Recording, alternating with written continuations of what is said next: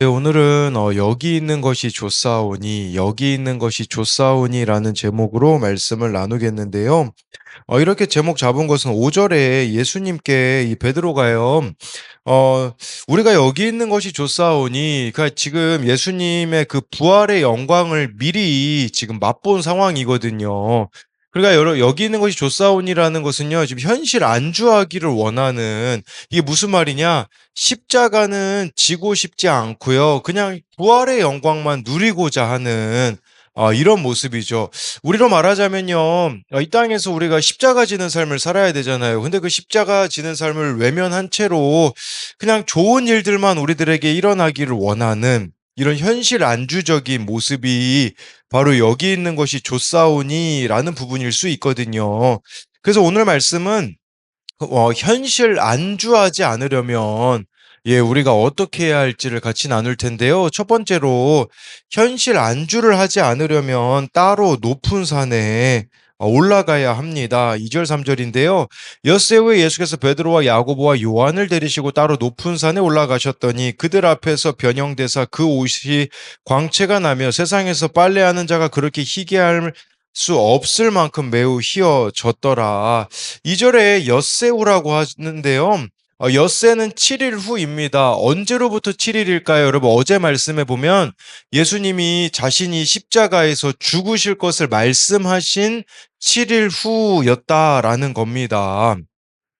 이 7일 후라는 것은요, 바로, 성경에서 숫자 7이 완전수이기 때문에, 그렇다면 예수님께서는 이 제자들이, 예수님이 십자가에서 죽으실 것이라는 그 말씀을 소화시키기까지 충분히 기다려 주셨다라는 겁니다. 이걸 통해 우리가 알 수 있는 것은요, 예수님은 인격적이신 분이라는 걸 여러분들이 기억해야 됩니다. 우리가 말씀을 이해하고 깨달을 때까지 충분히 기다려 주시는 것이겠죠.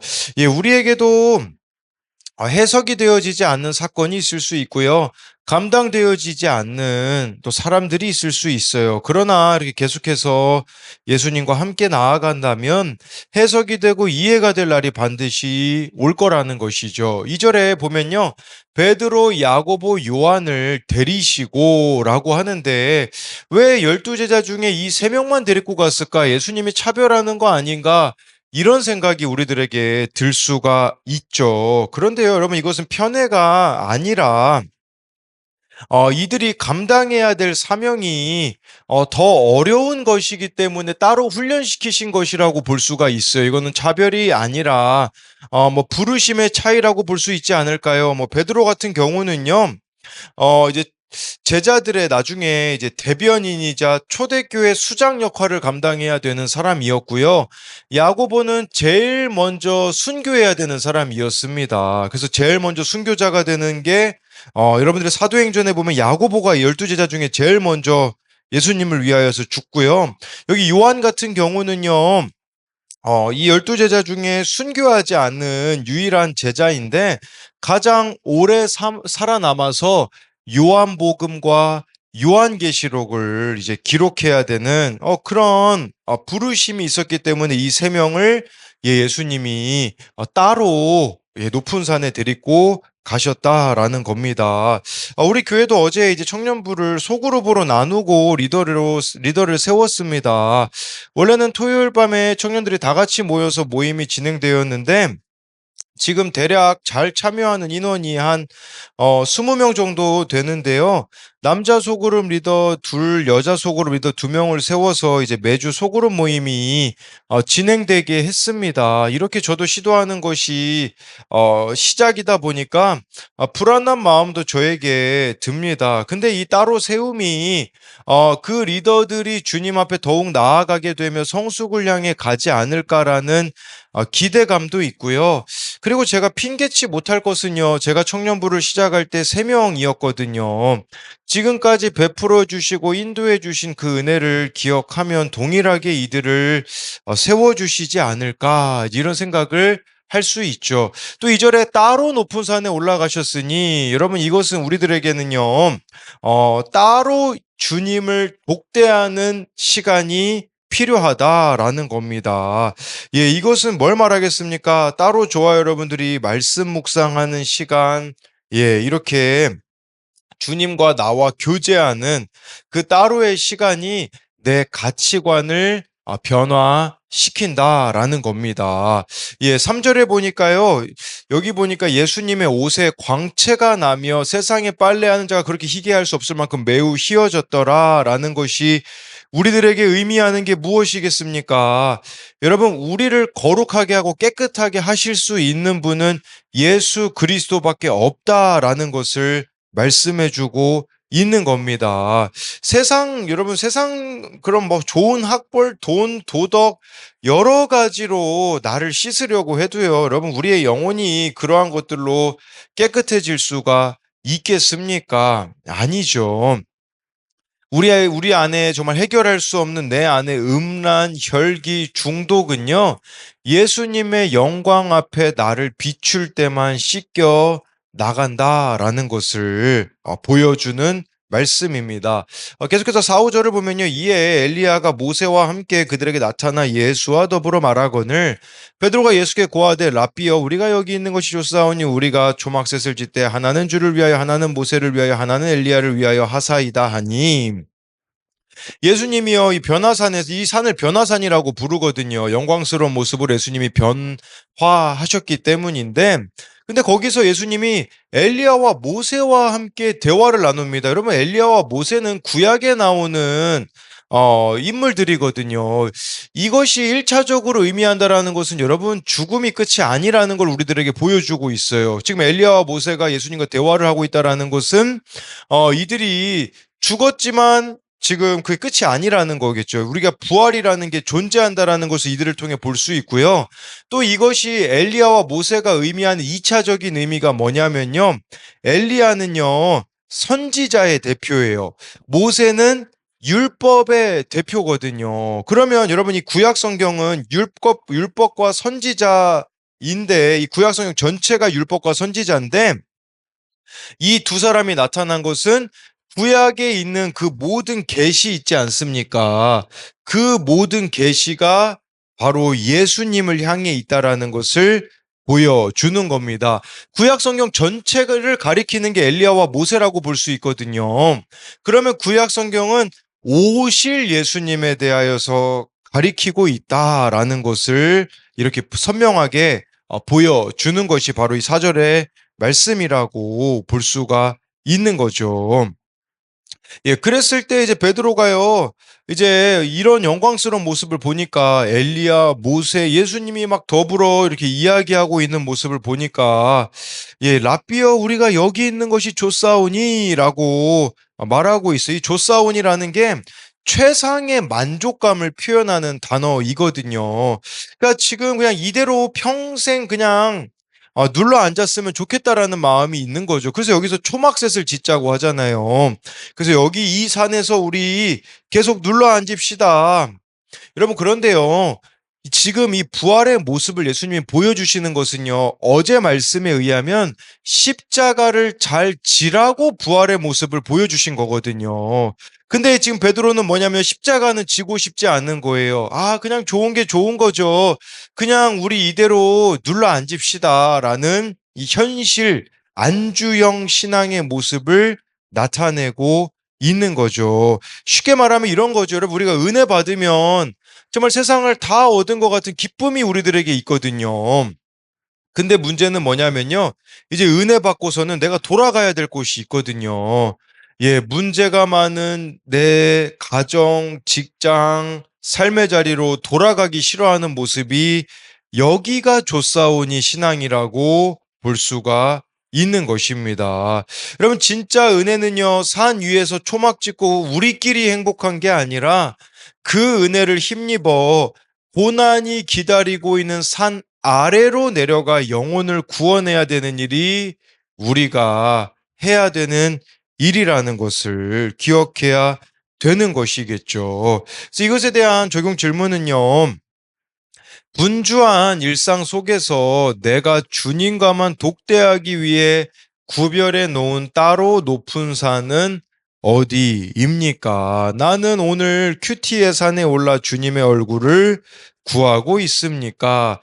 예, 지금 저와 여러분들이 따로 예수님과 교제하는 그 시간이 여러분들의 삶에 매일매일 있는지를 묻는 질문입니다. 또 한 가지는 나는 은혜 받은 뒤에 내 고난의 환경, 문제 가정, 힘든 공동체로 돌아가기 싫어하는 회피형 신앙은 아닙니까? 내가 안주하고 싶어서 짓고 있는 초막은 무엇입니까? 여러분, 우리가 은혜를 받았으면 이제 돌아가야 되는 자리가 있거든요. 그 은혜를 받은 것을 가지고 흘려보내야 될 자리가 있는데 그것은 지금 내가 회피하고 있지 않는가를 보자라는 거죠. 그래서 지금 내가 안주하고 싶어서 짓고 있는 그 나만의 초막은 무엇이 있는가? 이제 이 부분들을 생각해 보아야 됩니다.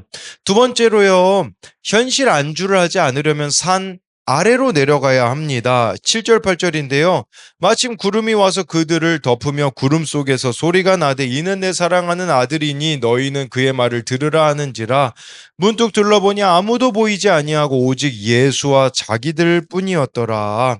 여러분, 구름이 와서 그들을 덮었다라고 말씀해 주고 있습니다.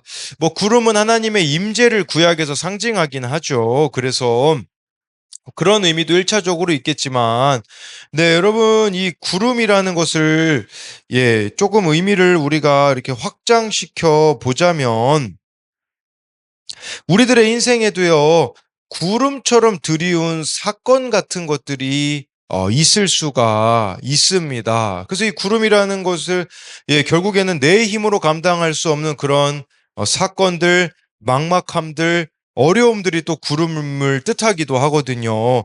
그때 우리가 해야 되는 것이 무엇입니까? 구름 속에서 소리가 나되 이는 내 사랑한 아들이 너는 그의 말을 들으라. 그의 말은 예수님의 말씀을 들으라고 말씀해주고 있는 겁니다. 우리들의 인생에 정말 구름 같은 사건들이 찾아올 때가 있어요. 내일에 대한, 미래에 대한 막막함과 어려움들이 있을 수 있겠죠. 그때 우리가 해야 되는 것은 뭐냐면요, 그의 말, 주님의 말씀을 듣는 거라고 할 수 있습니다. 예, 그러니까 우리들에게 필요한 것은 매일매일 주님이 뭐라고 하시는가? 그 말씀에만 저와 여러분들이 반응하며 나아갈 때에 우리 인생에 둘리운 이 구름이 거치게 되어지는 것이라고 할 수가 있는 것이죠.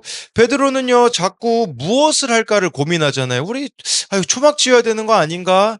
근데 여러분, 우리가 해야 되는 것은 하나님은요, 들으라고 하고 계시잖아요. 그래서 저와 여러분들에게 필요한 것은, 예, 주님의 말씀을, 예, 듣는 것이, 오늘 주시는 그 말씀을 듣고 행동하는 것이 중요하다라는 것이죠. 예, 그랬을 때 8절에요. 둘러보니 아무도 보이지 않고 오직 예수와 자기들 뿐이다라고 이렇게 말씀해 주고 있는데요. 예, 여러분, 이 은혜의 끝은 오직 예수님만 보이고 예수님만 남는 것이다라고 볼 수 있어요. 여러분, 우리 인생을 잘 산다는 게 뭘까요? 우리들의 인생 가운데 날마다 예수님만 보이는 거예요. 예, 그래서 예수님만 보이고 예수님만 남기는 삶을 우리가 살아간다면 그것이 주님 보시기에는 가장 큰 성공이라는 것을 보여주고 있는 것이라고 할 수가 있는 것이겠죠. 예, 그래서 정말 그렇다면 우리들의 신앙이 예수님이라는 이 본질에 고정되어야 함을 이렇게 말씀해 주고 있는 것이라고 할 수가 있는 겁니다. 네, 그래서 9절, 10절을 이제 마지막으로 보면요. 그들이 산에서 내려올 때에 예수께서 경고하시되 인자가 죽은 자 가운데서 살아날 때까지는 본 것을 아무에게도 이르지 말라 하시니 그들이 말씀을 마음에 두며 서로 문의하되 죽은 자 가운데서 살아나는 것이 무엇일까 하고, 중요한 것은요, 그렇게 부활의 영광을 이 변화산에서 맛봤다면 이제 해야 되는 게 있습니다. 그게 뭡니까? 산에서 내려가야 된다라는 것이죠. 이 산에서 내려가야 되는 것이, 예, 내려가야 되는 것은 우리로 말하자면 무엇이겠습니까? 이제는 내가 돌아가야 될 자리가 있는 것이죠. 내가 돌아가야 될 삶의 현장이 있다라는 것을 보여주는 거예요. 여러분, 산 아래에서 지금 어떤 일이 일어나고 있냐면 내일 말씀에 보면요. 귀신 들린 아들을 데리고 온 그 아버지가 기다리고 있거든요. 예, 여러분, 이제는 우리가 산 아래 내려가서 우리가 말씀 묵상 변화산에서 주님과 독대하며 말씀 묵상 잘하면 어디로 가야 됩니까? 오늘 내가 찾아가야 될 사람 찾아가야 됩니다. 산 아래로 내려가서 오늘 내가 손 잡아줘야 될 사람 가서 손 잡아주고요. 오늘 내가 십자가 적용해야 되는 사람 가서 해야 된다라는 게 바로 여기서 말하고 있는 산에서 내려오는 것이죠. 예, 그래서 인자가 죽은 자 가운데서 살아날 때까지 본 것을 아무에게도 이르지 말라라고 이렇게 예수님 말씀하시죠. 왜 그렇겠습니까? 자꾸 그 부활의 영광만 누리려고 하는 사람들의 모습 때문이에요. 지금 예수님은요, 내가 십자가에서 죽는 게 우선이다. 십자가에서 죽고 그 다음에 부활의 영광이 있는 것임을 가르치시기 위하여서 예수님이 이렇게 말씀해주고 있는 것이죠. 그랬을 때 이제 10절에 제자들이여 이 말씀을 마음에 두었다라는 것은 여기서 마음에 두었다라는 게 꽉 잡다 간직하다라는 거거든요. 그래서 제자들이 예수님의 말씀을 그냥 흘려버리지 않고 소중히 여겼다라는 거예요. 그리고 서로 문의했다라고 하잖아요. 서로 네, 이렇게 공동체 안에서 치열하게 토론하고 질문하는 모습이라고 볼 수가 있겠죠. 여러분, 우리도요, 이렇게 막연한 것들이 있잖아요. 네, 그러면 어떻게 해야 됩니까? 믿음의 공동체에서 이렇게 같이 물어보셔야 됩니다. 공동체적 문제로 가지고 가야 된다라는 것을 보여주는 것이라고 할 수가 있겠죠. 예, 그래서 이것에 대한 적용 질문은요, 내 인생에 갑자기 덮쳐온 구름이라는 것은 뭐 이해가 안 되는 고난, 또 여러분들의 막막함일 수 있거든요. 내 인생에 갑자기 덮쳐온 구름은 무엇입니까? 나는 구름처럼 드리운 사건 속에서 주의 말씀을 듣고 순종합니까? 여러분들에게 갑자기 덮쳐온 그 구름이 무엇인지, 그 가운데 주님의 말씀을 듣고 있는지를 묻는 질문이고요. 또 한 가지는요. 내가 복음을 전하고자 내려가야 할 곳은 어디입니까? 영혼 구원을 위해 십자가를 지고 섬겨야 할 사람은 누구입니까? 그 부활의 영광을 보았다면, 우리로 말하자면 은혜 받았다면 이제 가야 되는 곳이 있거든요. 내가 어디를 가고 가야 되는지, 이 받은 은혜를 흘려보내야 될 자가 누구인지를 묻는 질문입니다. 그래서 오늘 말씀을 이제 요약하면요. 현실 안주를 하지 않으려면요. 첫 번째로 따로 높은 산에 올라가야 합니다. 이것은 저와 여러분들이 예수님과 독대하는 시간이 있어야 된다라는 것이죠. 여러분, 세상 속에 얼마나 분주함이 우리를 유혹합니까? 그 분주함 가운데 따로 주님과 시간을 보내는 그 은혜가 있어야 된다라는 것이고요. 현실 안주를 하지 않으려면 두 번째로는 산 아래로 내려가야 합니다. 산 아래는 어디입니까? 저와 여러분들의 사명의 자리라고도 볼 수 있겠고요. 저와 여러분들이 받은 은혜를 흘려보내야 되는, 내가 섬겨줘야 되는 자들이 있는 곳이 바로 산 아래다라고 할 수 있기에, 오늘 내가 만나야 되는 사람이 누가 있는가? 그것을 여러분들이 생각하며 그 자리로 나아가는 은혜가 있기를 소망합니다.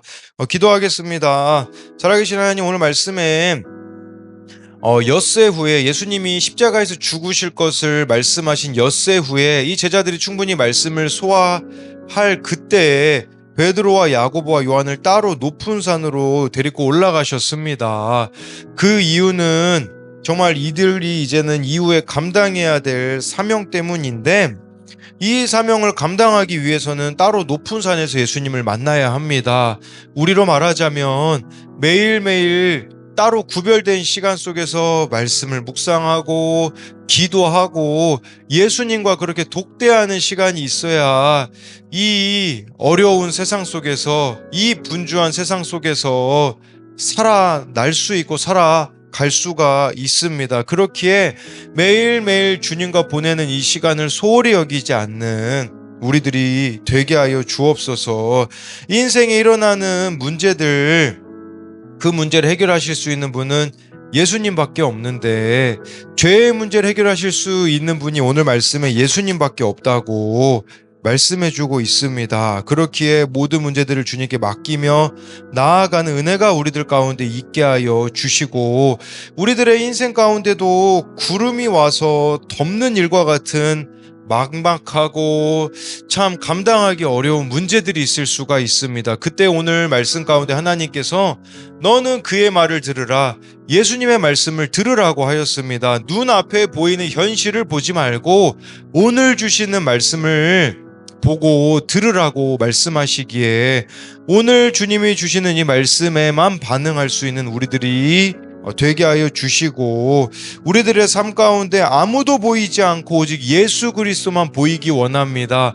내 삶에 예수님만 보이도록 나의 시선을 고정하게 하시고, 내 삶 가운데 예수 그리스도만 남기는 삶이 진정한 성공임을 기억하며 이 길로 나아가게 하시고, 뿐만 아니라 우리가 이제는 은혜 받았다면 그 은혜를 흘려보내야 되는 산 아래로 내려가기 원합니다. 사명의 자리로 내려가기 원합니다. 그리하여서 내가 살아난 간증을 그들에게 나누며, 오늘 말씀을, 오늘 내가 받은 은혜를 나누며 나도 살고 그들도 사는 그 은혜의 잔치가 우리들의 삶 가운데 매일매일 펼쳐지게 하여 주실 것을 믿으며 살아계신 예수님 이름으로 기도드립니다. 아멘.